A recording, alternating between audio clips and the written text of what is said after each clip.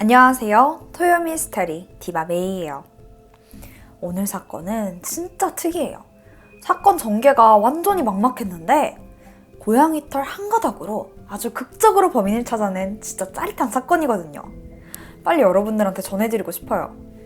그럼 지금 바로 시작해보겠습니다. 여기는 캐나다에 위치한 프린스 에드워드라는 섬이야. 인구가 14만 명 정도 되는 되게 아담한 곳인데 그 빨간 머리 앤 알지? 그 스토리의 배경이 되었을 만큼 되게 아름다운 곳이거든. 그러던 1994년 10월 7일 이 평화로운 섬에서 예상치 못한 사건 하나가 발생하게 돼. 일단 169번 고속도로 근처에서 차량 한 대가 발견되는데 상태가 심상치 않더라고. 번호판도 없었고 버려진 것 같았어. 근데 문제는 이 앞유리랑 차 안 곳곳에 막 피가 튀어 있는 거야. 뭐야, 이거 딱 봐도 차 안에서 무슨 일이 벌어진 것 같잖아. 일단 이 차가 누구 거인지 확인해봐야겠지? 경찰은 바로 차량 소유주를 조회해봤는데 셜리 두가이라는 32살의 여성이었어. 근데 수상한 점은 더 있었지. 4일 전, 그러니까 10월 3일부터 이 여자가 가족들하고 전혀 연락이 되질 않았더라고. 혹시 가출이냐고? 근데 글쎄, 사실 듀가이한테는 아이가 5명이나 있었었고 또 엄마로서 아이들을 되게 잘 챙겼었거든. 근데 아무 말도 없이 갑자기 가출을 했다? 이건 좀 이상하잖아. 게다가 듀가이의 그 자동차 모습도 심상치가 않았었고 경찰은 곧바로 실종에 대한 수사를 시작하게 돼. 이후 수사는 꽤 오랫동안 진행됐어. 당연히 그 섬 전체를 대대적으로 수색했는데 그나마 그녀의 차가 발견된 곳에서 몇 마일 정도 떨어진 곳에 삽이랑 듀가이의 피가 묻은 베개, 그리고 비닐봉지에 쌓여있는 한 쌍의 스니커즈, 그리고 가죽 자켓을 발견했어. 꽤 유의미한 증거를 찾은 거잖아. 그래서 바로 조사해봤지? 근데 이 스니커즈랑 가죽 자켓이 듀가이 건 아닌 것 같은 거야. 왜냐면 사이즈가 너무 커. 딱 봐도 남성용 제품인 거지. 심지어 이 가죽 자켓에서는 듀가이의 피가 엄청나게 많이 묻어있더라고. 경찰은 이 물건이 사건 당시에 범인이 입고 있던 거라고 추정하게 돼. 근데 얼마 안 가서 경찰이 유력한 용의자를 바로 지목하게 되는데 그건 바로 듀가이랑 사실혼 관계에 있던 전 남자친구 더글라스 비미 씨라는 사람이었어. 경찰이 이렇게 생각한 데에는 다 이유가 있어. 일단 듀가이가 실종된 걸로 추정되는 10월 3일 이웃들의 증언에 따르면 두 사람이 막 큰 소리를 지르면서 싸우는 소리가 들렸대. 그럼 평소에 사이가 안 좋았던 걸까? 우선 이 커플에 대해서 조금 더 알아보자면 두 사람은 12년 동안 동거를 하면서 5명의 아이를 낳을 정도로 그냥 부부랑 다름없는 사이였어. 그런데 어느 순간부터 비미 씨가 폭력성을 드러내기 시작하는 거야. 듀가이가 이걸 참다 못해서 법원에 접근 금지까지 신청할 정도였지. 듀가이가 이 프린스 에드워드 섬으로 이사간 것도 다 비미 씨한테서 도망가려고 그런 거였었대. 일단 비미 씨한테 여성 폭행 전과도 있었었고 여러 가지 정황을 종합해 봤을 때 유력한 용의자일 거라고 판단했어. 조사를 위해서 경찰은 비미 씨를 찾아갔고 그에게 듀가이 실종에 대해서 물어봤는데 자기는 그 접근 금지 명령 때문에 근처에도 못 갔다고, 자긴 전혀 모른다 이러더라고. 근데 사실 그 증거가 없어서 이 상황에서 그를 막 더 추궁할 수는 없었어. 경찰은 일단 확실한 증거를 찾기 위해서 조사를 시작하게 돼. 우선 그 현장에서 발견된 스니커즈 있잖아. 그걸 면밀히 조사해봤는데 사이즈는 270mm였어. 근데 마침 그 비미 씨 발 사이즈가 270이더라고. 아주 드러나는 정황 증거마다 비미 씨가 범인이라고 하는데 이게 딱 결정적인 증거가 없는 거야. 한참 고민하던 경찰은 이전까지 단 한 번도 사용된 적 없었던 수사 방식을 사용하기로 해. 사실 스니커즈랑 같이 발견된 그 가죽 자켓 안에 흰색 털이 몇 가닥 붙어 있었는데 이게 아무리 봐도 사람 털 같아 보이진 않았었거든. 이게 뭘까 하고 한참을 고민하다가 비미 씨 집을 찾아갔고 거기서 답을 얻을 수가 있었었어. 비미 씨가 스노우볼이라는 새하얀 고양이를 키우고 있던 거지. 그 가죽 자켓에 듀가이 DNA만 나와서 이게 비미 씨 거라고 약간 얘기하기엔 무리가 있었거든. 만약 이 흰색 털이 스노우볼의 거라면 이야기가 달라지는 거지. 하지만 당시는 90년대 후반이었잖아. 그때 당시만 해도 살인의 증거품으로 고양이 털을 감식한다? 이게 좀 낯설기도 했었고 애초에 그 동물 DNA를 검사하는 그런 것조차 찾기가 힘들었었어. 그러니까 전례가 없는 방식이었었거든. 우선 경찰은 다른 증거품들 DNA를 검사했던 연구소에다가 혹시 고양이 DNA 확인이 가능한지 물어봤는데 사람의 것만 검사할 수 있다면서 거절했다고 해. 그 밖에도 수많은 연구소에 다 전화 돌려가면서 부탁했는데 검사가 가능한 곳이 없는 거야. 그러던 중 스티븐 오브라이언이라는 박사가 선뜻 도와주겠다면서 그 제안을 받아들이게 돼. 오브라이언 박사는 미국 메릴랜드주 국립암연구소에서 실험실을 운영하고 있었는데 마침 인간의 유전질환 치료법을 찾으려고 반려묘에 대한 연구를 하고 있었거든. 검사를 하는 과정도 근데 꽤 복잡했어. 스노우볼은 캐나다에 살았었고 그 연구실은 미국에 있잖아. 고양이의 혈액 샘플을 옮기는 것부터가 쉽지가 않았던 거야. 그래서 샘플이 오염되거나 또 변형되지 않도록 경찰들이 직접 혈액 샘플을 들고 비행기를 타고 왔다 갔다 계속 했다고 해. 그렇게 모두의 노력 끝에 검사를 끝낼 수 있었었고 그 결과 가죽 자켓의 흰색 털이 스노우볼과 완벽하게 일치한다는 걸 밝혀내게 돼. 근데 이게 끝이 아니야.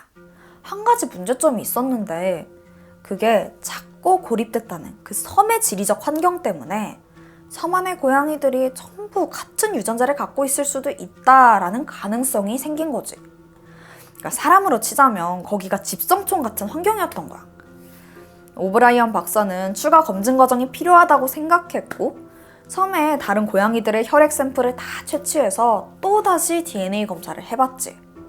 경찰과 연구원들이 다들 긴장하면서 결과를 기다리고 있는데 다행히 결과는 경찰의 손에 들어줬어.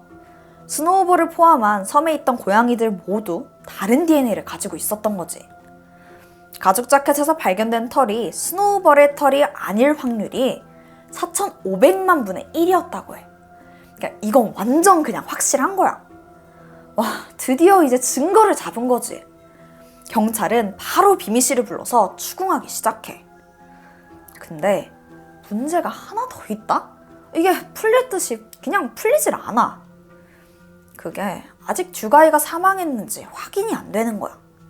그 시신이 발견되질 않아서 여전히 실종 상태로 남아있었거든. 비미 씨가 진짜 얄미운 게 그 사실을 알고 자기는 아니라고 완강히 부인했던 거지. 아니 애초에 시신이 없는데 어떻게 자기가 범인이냐 막 이랬던 거야. 이 상태로 수사는 더 진행되질 못하고 속절없이 시간만 흘러가. 경찰이 추가적인 증거를 찾으려고 노력을 했지만 별다른 증거는 없었었고 그렇게 몇 개월이나 그냥 지나가게 됐는데 그러던 1995년 5월 6일 노스앤모어 산림구역에서 듀가이의 시신이 발견돼. 그녀의 시신은 누군가의 무덤 옆에 유기되어 있었었고 또 상당히 부패한 상태였어. 또한 온몸에 심각한 폭행 흔적이 남아있는 데다가 손은 등 뒤로 결박되어 있었었고 목이 질린 흔적까지 남겨있더라고. 너무나 처참한 상태였어. 그녀가 사망 전에 얼마나 고통을 받았을지 그게 상상도 안 되더라고. 이 모든 상황을 봤을 때 이건 타살이 틀림이 없었지. 듀가이의 시신이 발견됐으니까 이제 비미 씨를 살인 혐의로 기소할 수가 있잖아. 경찰은 곧바로 비미 씨를 체포했고 신문을 시작하는데 끝까지 자기 혐의를 부인하더라고. 하지만 그의 폭행 전과 또 수많은 정황 증거 그리고 그가 얼마나 폭력적이었는지 주변 사람들의 증언까지 이 모든 게 비미 씨한테 유리할 리가 없었지.